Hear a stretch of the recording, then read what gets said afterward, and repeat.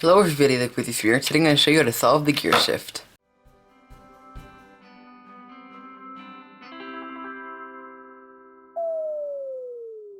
This is a fairly complicated puzzle, although it's pretty easy to solve.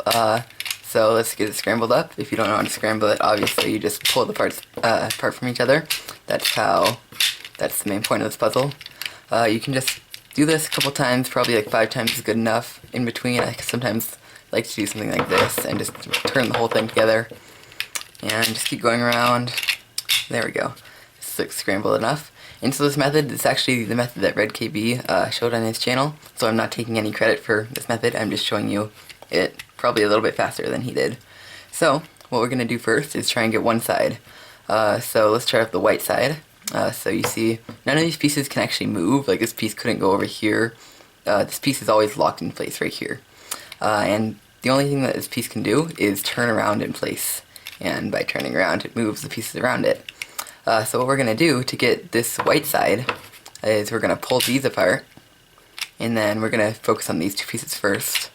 And just turn it until it turns white on that side. I got it pretty lucky right there. I only had to turn it like once. And then we'll do that same thing on the other side. And it just happened to do that again.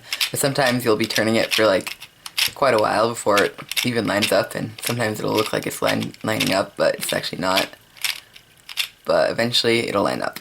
And then right when you do that, you can just put the two sides back together, and then you can just pull this up right here, so the bottom side is like this. And so to check which side is opposite of white, because it's not the standard color scheme, we can simply line one gear up like that, and we'll see that the opposite of white is red. And so we're just going to turn this until at least 2 red pieces are solved on top. There we go. We have 3 of them there.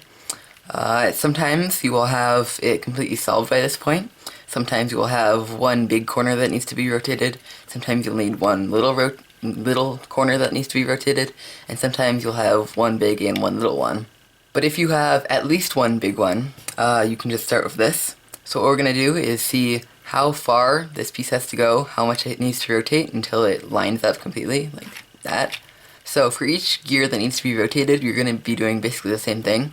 The only difference between the big one and the little one is that the way that we're going to count the distance that it has to travel is a little bit different. So I'll explain that in a second, or right now. So we're going to see how far this needs to go over, how far it needs to spin before it goes into a solid position. So I'm just going to pull this out just to show you.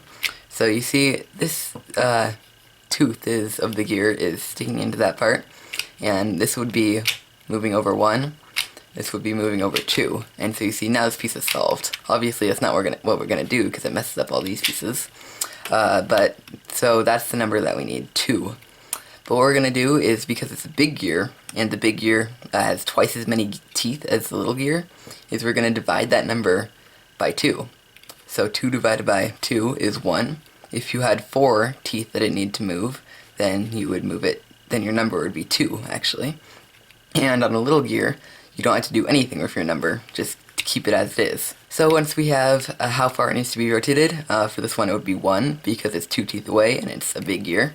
We're going to position this gear that needs to be rotated on the front right bottom position. Okay, so you have it in that position, so you can just pull it out, just like that.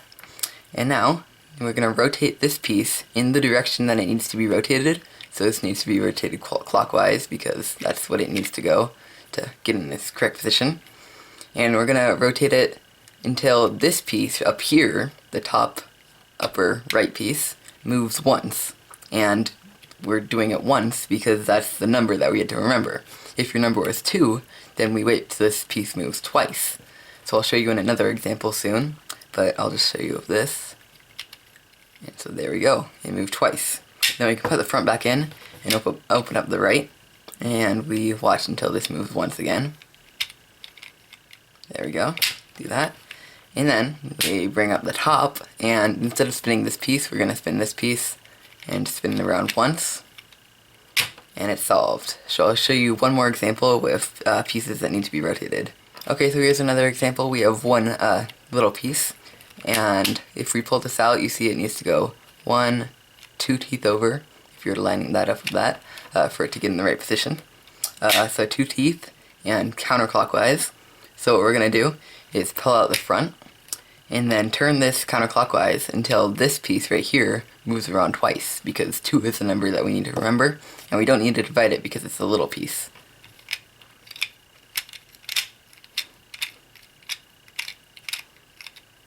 There we go. Pull out the right.